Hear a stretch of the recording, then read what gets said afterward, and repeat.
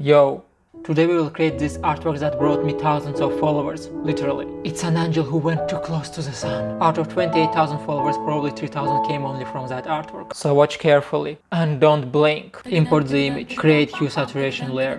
Select mixer brush tool, bring saturation to 100, create another hue saturation layer. Bring saturation to 100, change the hue. Go to empty layer, start drawing with mixer brush. We will start getting these amazing colors here, because mixer brush is mixing the colors of hue. Select hue saturation layer and create clipping mask. Continue drawing to make her cry. Do this for both eyes. Create some more rainbow colors on her t-shirt. Choose ellipse tool. Create an ellipse. Make its border yellow. Make it thicker. Go to free transform and right click, choose perspective. Increase the perspective. Rotate it a bit and delete parts of the ellipse. Convert it into a smart object. Double click and add some outer glow. Of course make it yellow. Go to blur and motion blur. Add some nice motion blur. Go to After Effects. Go to Effects and Presets. Search for liquify. Select this thing that points at whatever. Make the brush size bigger and also pressure more. And now just click and drag.